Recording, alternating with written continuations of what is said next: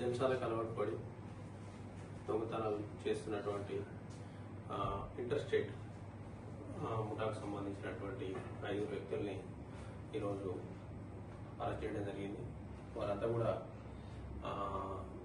మాకు బంగారం ఇట్లా రోడ్ వర్క్ చేస్తాం, దానిలో మాకు భాగంగా ఈ బంగారం దొరికింది, దాన్ని తక్కువ ధరకి ఇస్తామని చెప్పి దగ్గర ఉన్నటువంటి వ్యాపారస్తుల్ని అప్రోచ్ అవ్వడం, తర్వాత వాళ్ళు కొంత ఆశపడటం, ఆ విధంగా ఆశ చూపి అక్కడ నుంచి వీళ్ళు దొరికినటువంటి బంగారం అని చెప్పి నకిలీ బంగారాన్ని అంటగట్టి వాళ్ళ దగ్గర నుంచి ఈ డబ్బు తీసుకోవడం జరుగుతుంది. ఆ విధంగా పేరు మన ఏదైతే ఉందో 1వ తారీఖు మన కాటారం గ్రామంలో ఈ ఒక సూపర్ మార్కెట్ యజమాని దగ్గరికి ఈ విధంగానే అప్రోచ్ అయ్యి వారు ఈ యొక్క మేము అమ్ముతామని చెప్పి అప్రోచ్ కావడంతో అతను ఆశపడి వారికి 10 లక్షల రూపాయలు ముట్ట చెప్పడం జరిగింది. తర్వాత వ్యాపారి దాన్ని చెక్ చేసుకుంటే నకిలీ బంగారం అని తేలింది.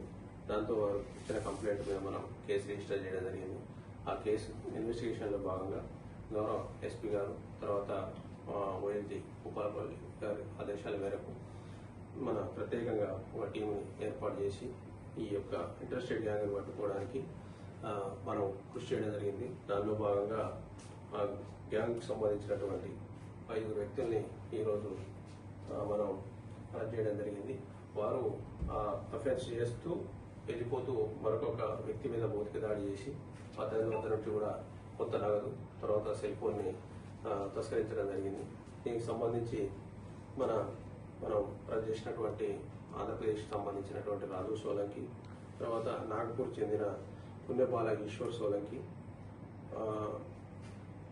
అలాగే మన బాలచంద్ర రాథోడ్, మీనా పుణ్య రాథోడ్, వీరందరూ కూడా మహారాష్ట్రకు చెందిన వారు.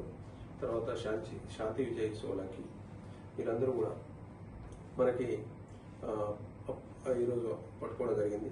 వీరి వద్ద నుండి మనం 3 లక్షల రూపాయల 45,000 రూపాయలు నగదు స్వాధీనం చేసుకోవడం జరిగింది. అట్లే 6 సెల్ ఫోన్లను కూడా స్వాధీనం చేసుకొని ఈ యొక్క అరెస్ట్ చేసినటువంటి వ్యక్తుల్ని రిమాండ్కు తరలించడం జరుగుతుంది.